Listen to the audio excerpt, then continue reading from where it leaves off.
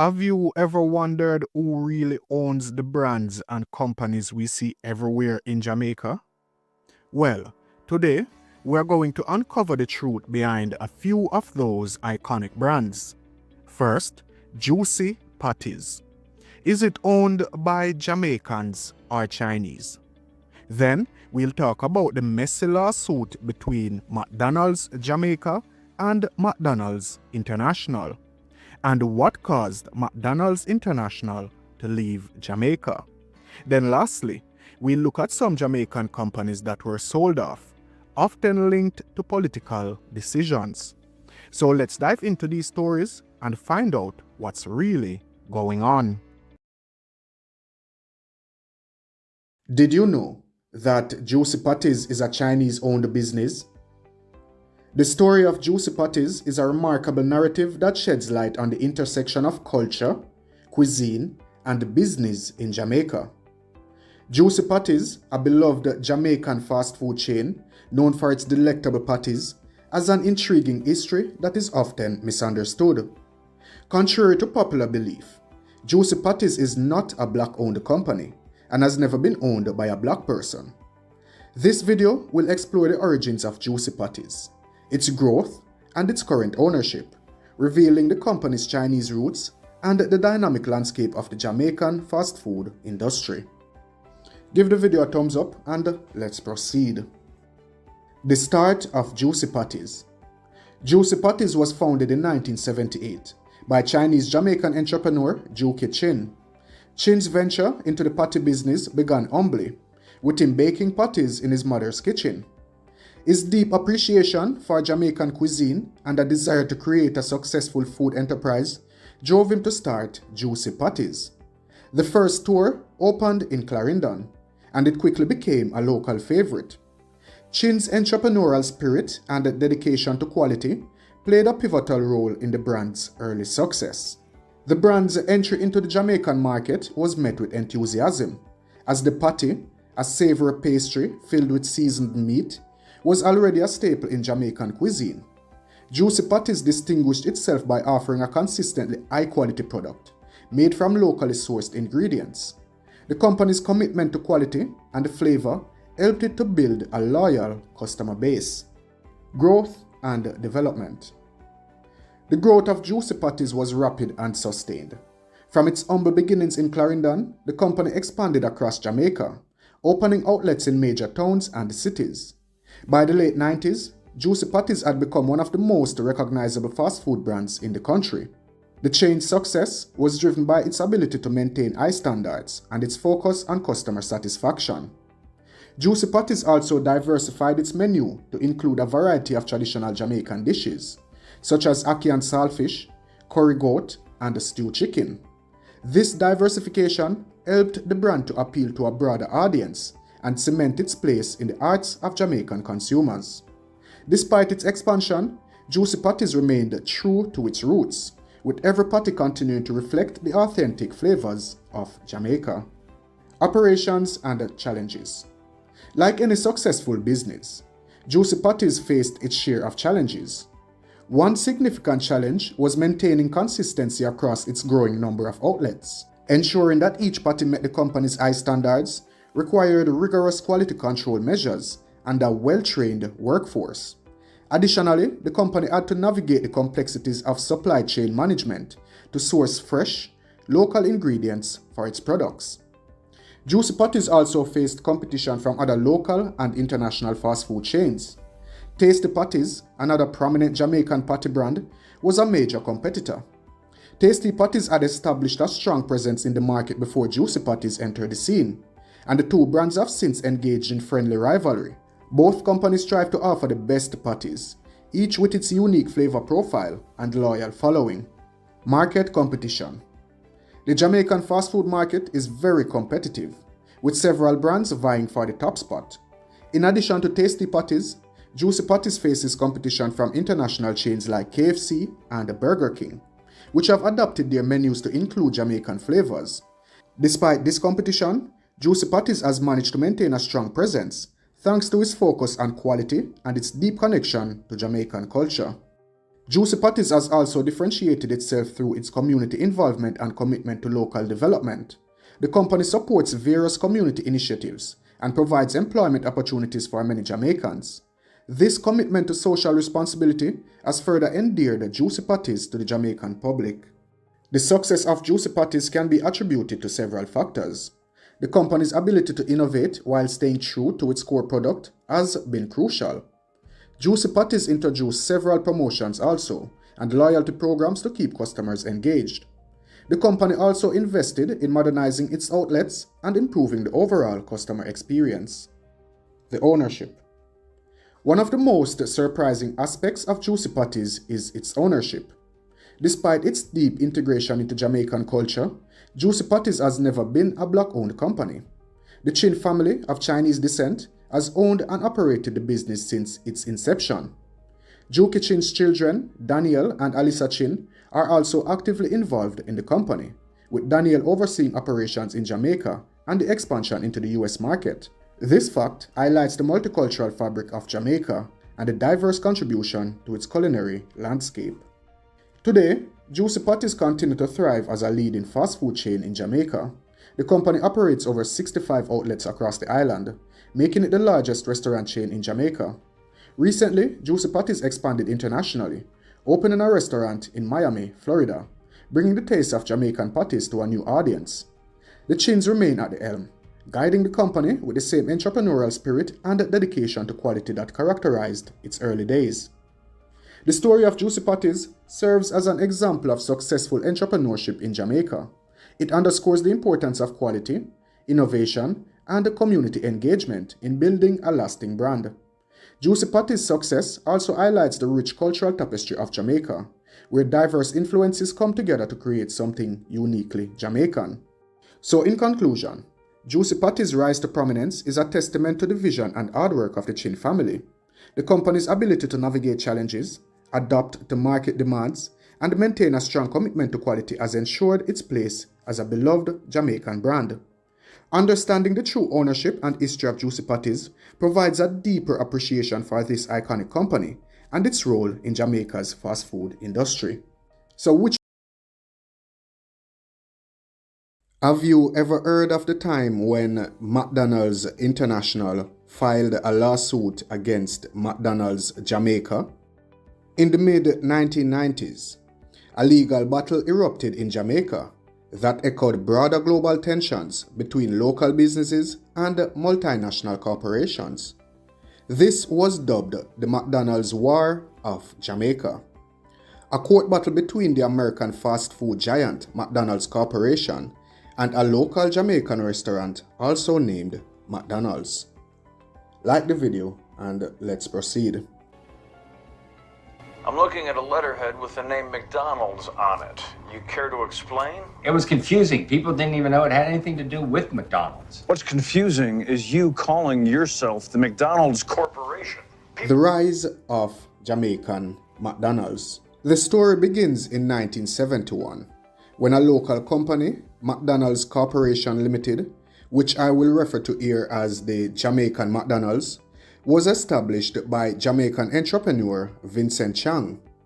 Located at 1 Cargill Avenue in Kingston, this small restaurant initially struggled, but soon found its footing by offering a unique blend of traditional Jamaican dishes and fast food. Menu items included jerk chicken, curried goat, and other local favorites, alongside more conventional fast food items. This combination of local flavors and quick service appealed to a broad customer base, allowing the Jamaican McDonald's to build a loyal following.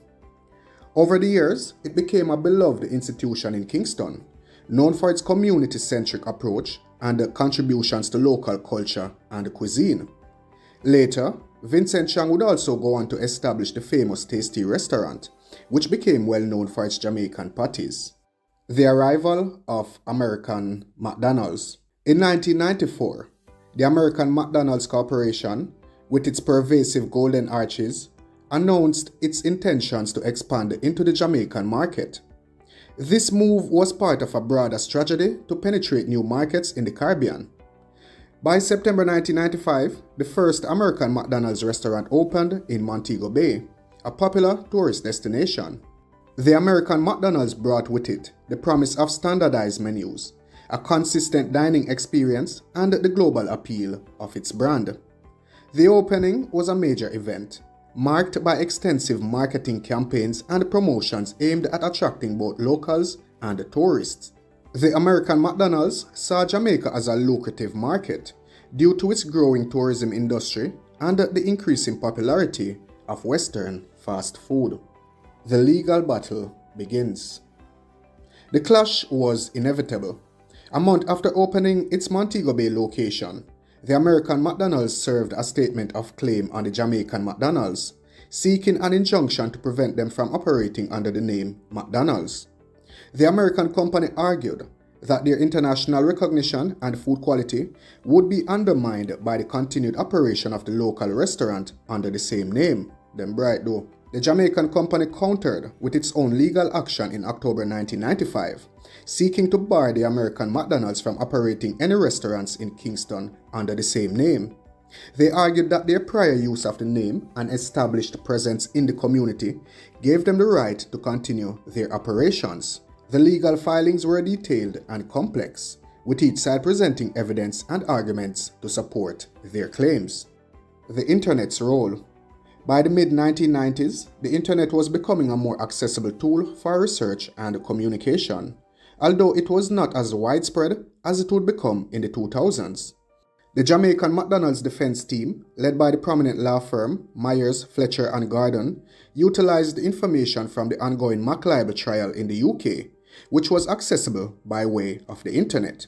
The McLibel trial involved two activists who were sued by McDonald's for distributing pamphlets critical of the company's practices. The trial generated extensive documentation about McDonald's operations worldwide, including allegations of food safety issues and unethical practices.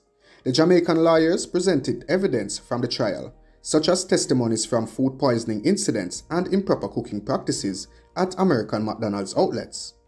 The Jamaican Supreme Court's acceptance of this internet-sourced information marked a landmark moment, underscoring the growing influence of digital information in legal proceedings. Preliminary rulings and developments. On April 15, 1997, the parties returned to court. In a preliminary ruling, Mr. Justice Chester Orr, senior judge, sided with the local McDonald's. He banned the American McDonald's from opening any additional restaurants in Kingston until the full legal action was complete, likely to stretch into 1998 or beyond. This ruling effectively put the American McDonald's expansion plans on hold, with the Montego Bay location being their sole operational restaurant on the island. The legal battle was characterized by a series of intense exchanges and strategic maneuvers by both parties. The American company contended that the local McDonald's had resurrected its operations, deliberately to pass itself off as an affiliate following the announcement of the American company's expansion plans. In contrast, the local McDonald's maintained that they had a continuous and legitimate presence in Jamaica since 1971, and that the American company's entry into the market would infringe on their established goodwill. The outcome and implications. The case set the stage for a prolonged legal battle, mirroring the drawn-out nature of the McLibel trial. Both sides prepared for a protracted fight, with numerous legal maneuvers and court appearances. Ultimately, the Jamaican courts ruled in favor of the local McDonald's, allowing them to continue to use the name. The American McDonald's was permitted to operate in Jamaica, but had to coexist with the local restaurant. This ruling was seen as a victory for the Jamaican company, and a significant precedent in trademark disputes involving multinational corporations. So this David versus Goliath story in Jamaica highlights the challenges local businesses face when confronted by multinational corporations. It raises important questions about market entry strategies, brand identity, and the power dynamics in global commerce. The McDonald's Wars of Jamaica serve as a reminder of the resilience of local enterprises and evolving landscape of international business law. The outcome demonstrated that local businesses could stand their ground against global giants, emphasizing the importance of legal frameworks that protect the rights and interests of indigenous companies. Why did McDonald's fail in Jamaica? There was a time when the golden arches of McDonald's once stood proudly on Jamaican soil, only to vanish within a decade. Yes, you heard that right. There was a time when you could grab a Big Mac in Jamaica. And the story behind its rise and fall is as surprising as it is fascinating. In this video, we'll uncover the brief yet intriguing saga of McDonald's in Jamaica, revealing how a global fast food titan struggled to find its place in the land of jerk chicken and patties.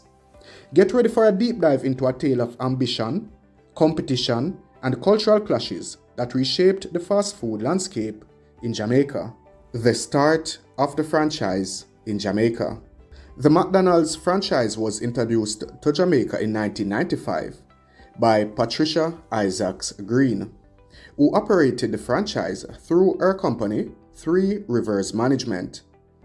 The brand's entry into Jamaica was marked by significant excitement and optimism, given its global reputation and the successful expansion into numerous other countries.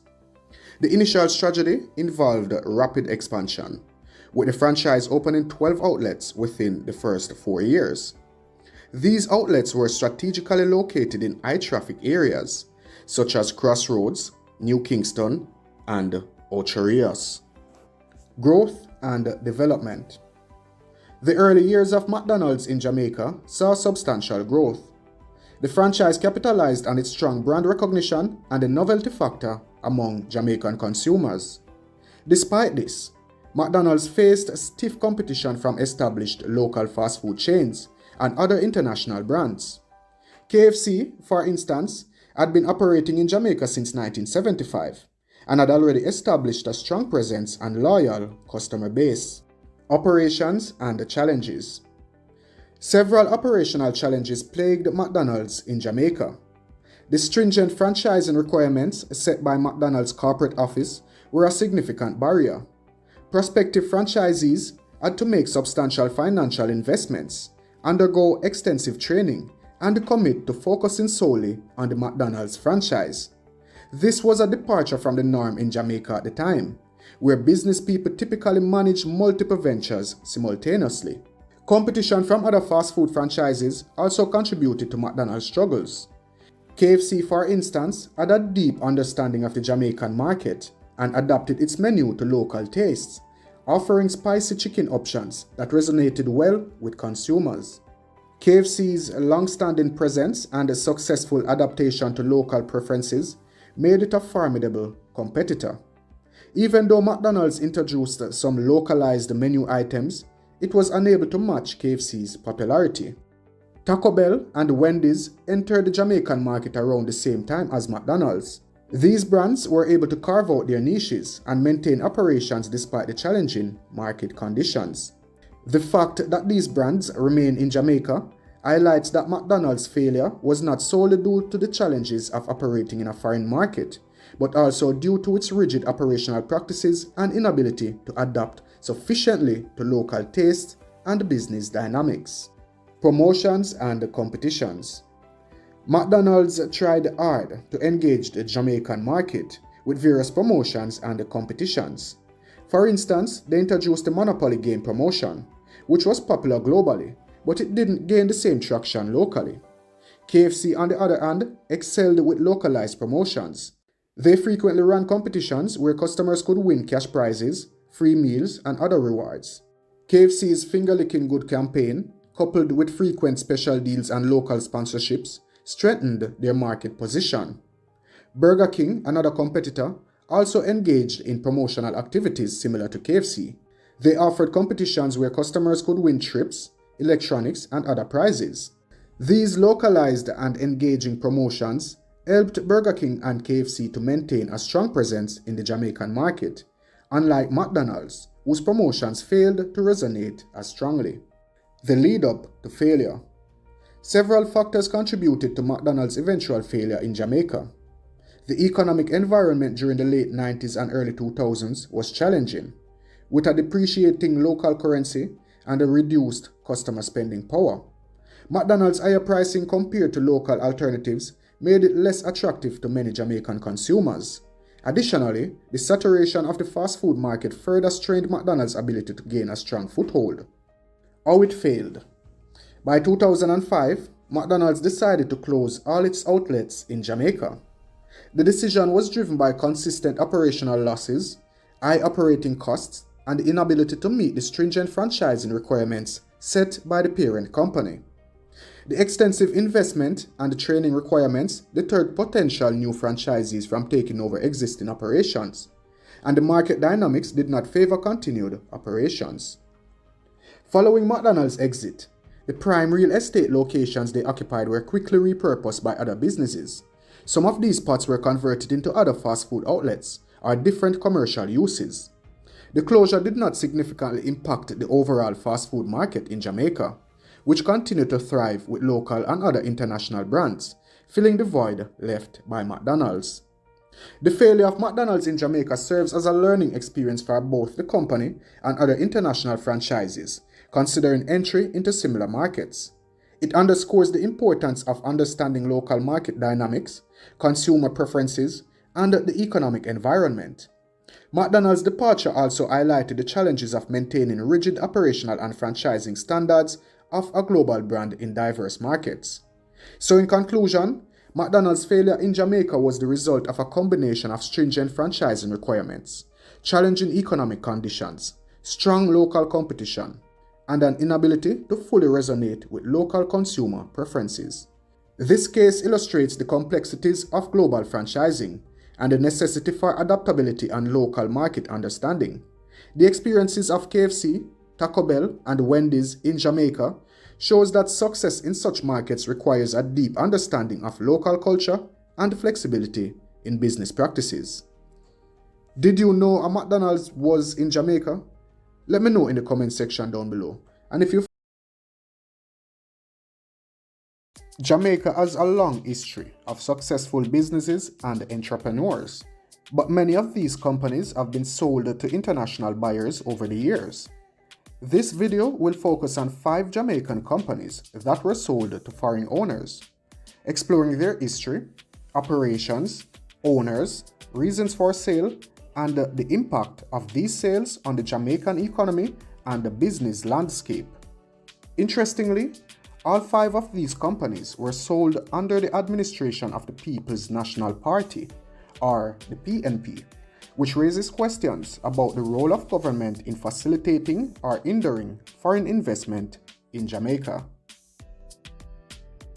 Number 1. Air Jamaica, a Jamaican airline with a turbulent history. Air Jamaica, the proud national carrier of Jamaica, has been named the world's best airline to the Caribbean 9 years in a row at the World Travel Awards. Air Jamaica was the national airline of Jamaica, established in 1968 as a joint venture between the Jamaican government and Air Canada. The airline grew to become a major player in the Caribbean aviation market, with routes to North America and Europe. However, the airline faced financial difficulties in the late 2000s, leading to a series of government bailouts. In 2011, the Jamaican government sold Air Jamaica to Caribbean Airlines, a Trinidad and Tobago-based airline, in a deal worth a whopping US $1.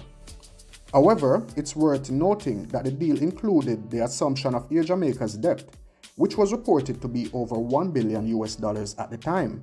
So technically, Caribbean Airlines did not purchase Air Jamaica for just US $1, but rather acquired the airline and its debt for that amount. Start and operations. Air Jamaica was established to provide a reliable air transportation service to Jamaica to promote tourism to the island.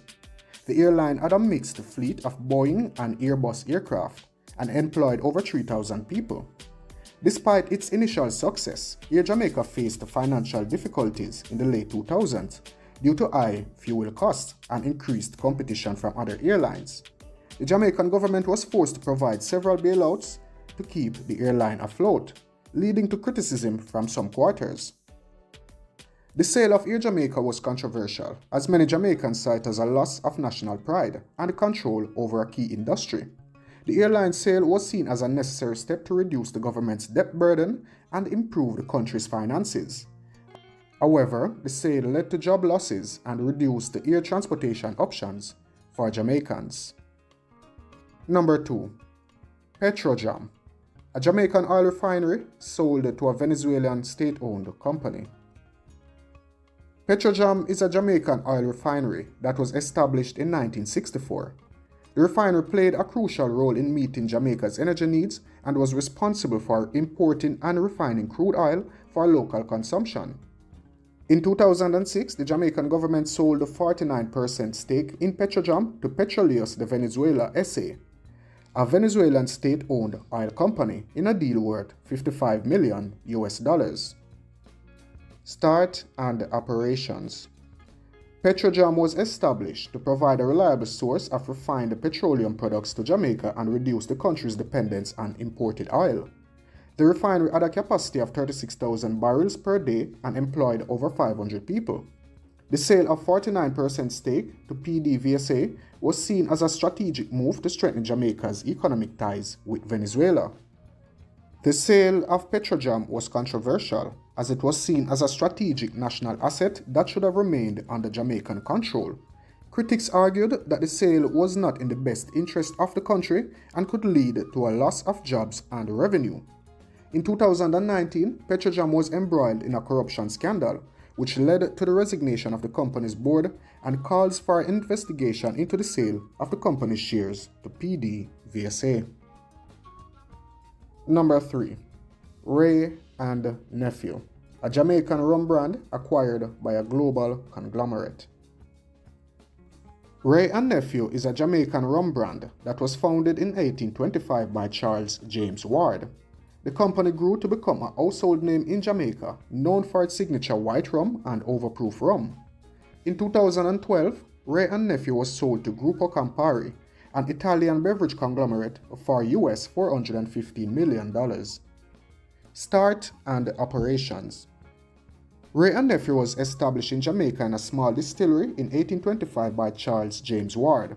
The company grew over time, expanding its product range and distribution network. Wray and Nephew was known for its high-quality rum and became a symbol of Jamaican culture and heritage. The company also played a significant role in the country's economy, providing employment opportunities and contributing to the national tax base.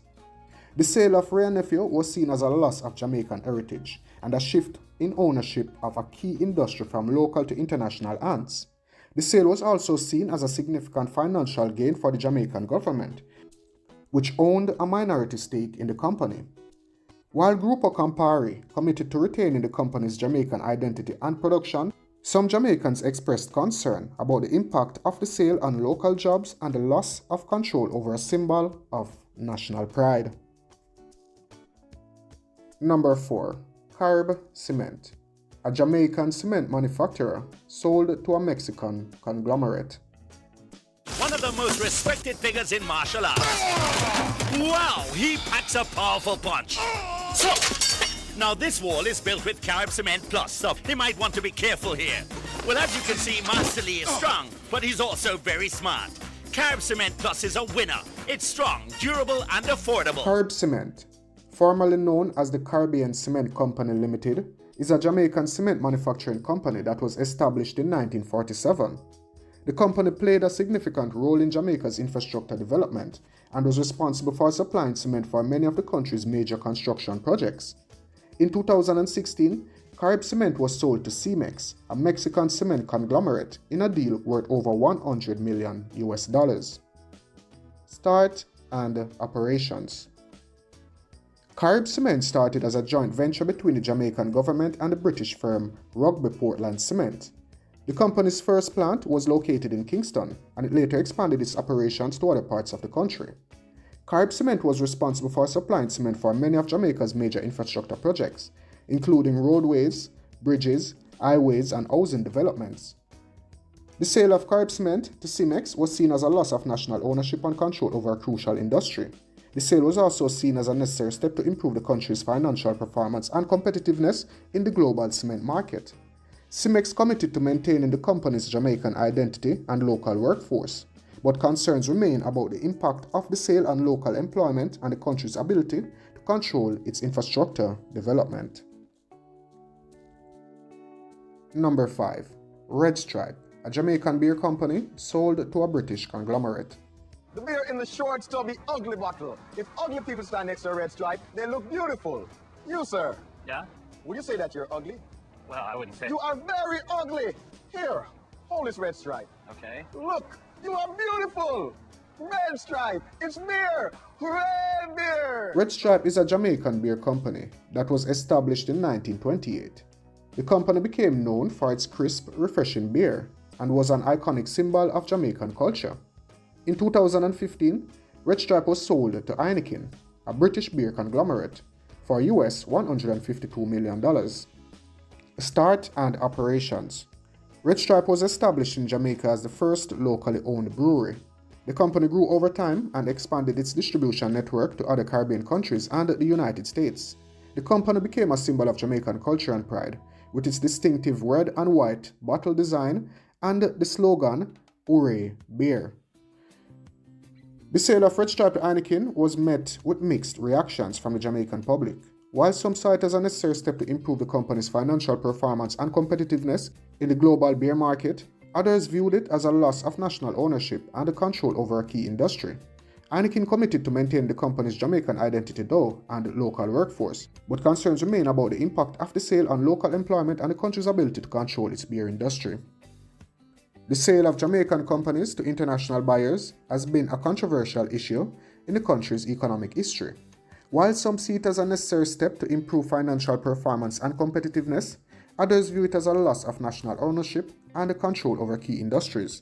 The impact of these sales on local employment and national identity remains a subject of debate, and it's up to the Jamaican government and people to determine the best way forward for their country's economic development. If you found this video interesting, or if there's anything I left out, please let me know in the comment section down below. And if you haven't yet subscribed to Elite Jamaica, please consider doing so, as that really does help the channel.